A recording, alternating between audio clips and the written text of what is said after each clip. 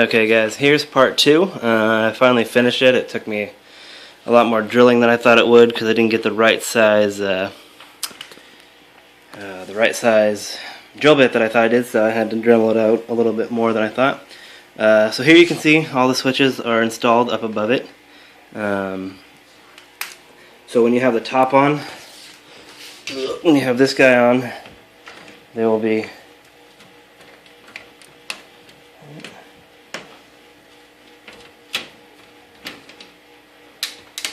they'll be hidden away so you can't even see them once I get everything done properly. So if you can see, so each switch, I made sure to get ones that are colored. They're actually backlit, but I don't want them backlit. So click up one, you get red. You can have it go green, or you can have it go blue. Simple as that. You can do variations of colors. So red and green make yellow. Add some white, or add blue, you get white. Red and blue, you get that weird teal color. Actually, red and that, you get purple. So yeah, just a small little modification. I don't know if there's enough light to see underneath, but those are all the cords running from the USB header just to a little thing, and then they clamp on. All in all, it was fairly easy. I don't know if you can see in there, but that's the USB header right there, and it's just stuck onto the corresponding pins that go on this thing.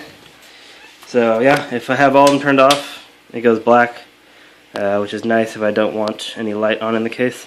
For the most part, mine will be left red like that. I'm really happy with this modification. It was simple, but I think it adds a lot to it, and it gives me a little bit of leeway because I'm going to be lighting this with RGB light, so that'll be able to change colors.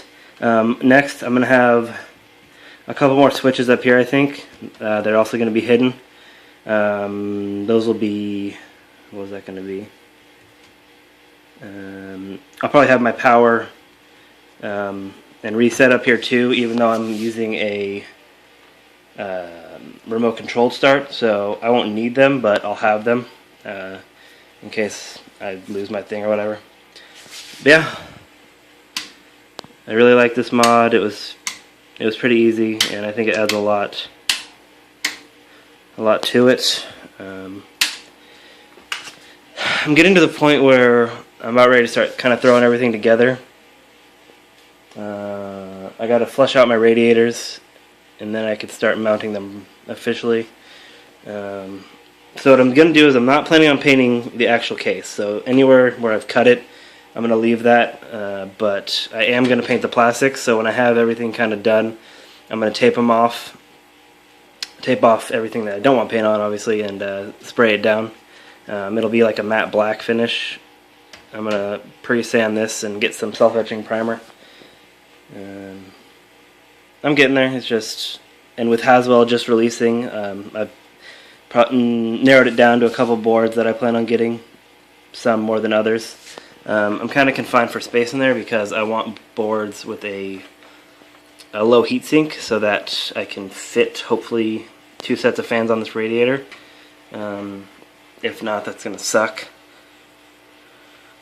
I'd prefer to have 2 sets of fans versus one either pushing or pulling or having to cut into the top of the case to fit the radiator on the top. I'd prefer not to do that, but we'll see. It may come down to that. So yeah. If I wanted to, I could light these switches up. They have the capability to do that, but I like leaving them as is, because then when it's covered up, you don't notice them, and they don't take away from the color scheme at all. I like that they're visually representative of what colors they make it. Just a nice little touch. Yeah, and I think I said I got these at Radio Shack. They're just your little toggle switch. Yeah, there you go, another update. I should be receiving the clear acrylic side panel hopefully pretty soon. We'll see. I don't know if I also told you, I got case feed for it. I bought them from MNPC Tech. You can't really see them that well, but I needed to raise my case up off the ground, about like I think 10 millimeters or so that my radiator wouldn't hit on the ground. So that was kind of nice. I have this is all one piece now. I've finally attached it. I got these nice little aluminum bolts to get everything together. So this is actually one solid piece. I had to cut into the fan so that it would clear the front. That kind of sucked. I didn't want to do that, but it was the easiest way to solve that problem. So that'll be mounted in there pretty soon. I got all these little guys. There's the other radiator that goes in the top. Then I got all these guys to start all the fittings for it. Not all of them, actually. I need to get a couple more. These are the monsoon center free compression fittings. And then this is an extension that I needed because I needed to come out of this far enough that I cleared the fans and that I could go straight up into my pump. The pump is right here. I have I'm going to mount it in such a way. I actually got these standoffs that I'm going to put rubber in between so that this will be raised up off the ground probably an inch or so. That way it'll give me more clearance and it'll be closer to my reservoir. And like I showed you before, this is going to be my reservoir.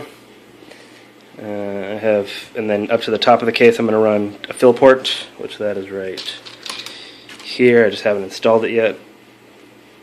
This is a Bits Power top. Just opening and closing it, the paint chips, so I'm kind of bummed about that. And then it's an Alpha Cool bulkhead fitting with stuff, and then just a monsoon fitting. What else? Yeah, that's about it. I'm getting there. I'm to the point where I'm going to have all the water cooling system in, and it'll be about the time to put in the motherboard, CPU, everything else. I'm probably going to go with Corsair for the memory and the power supply.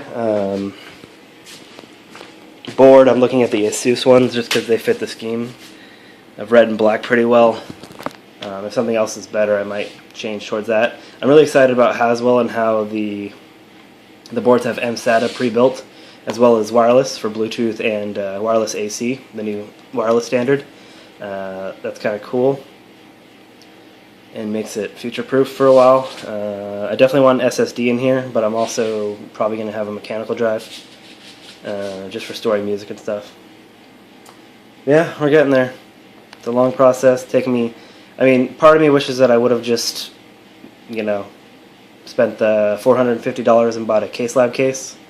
Would have been a lot less of a headache. But, yeah, because I've easily spent more than $450 doing all the modifications that I've done to this so far. It's still worth it. I still like it. This is going to be a one-of-a-kind case. So, in that respect, it was worth it. But definitely moving forward, if I ever build another case, I'm looking at something a little more pre-done, like the CaseLabs. I looked at them a lot. I really like them.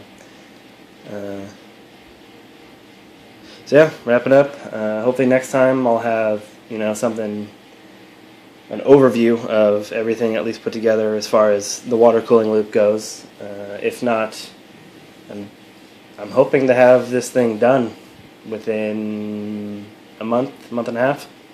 At that point I'll have a big video that kind of goes over every little feature that I've come up with, or something if I think it's special about it that's worth mentioning. It'll be in that video.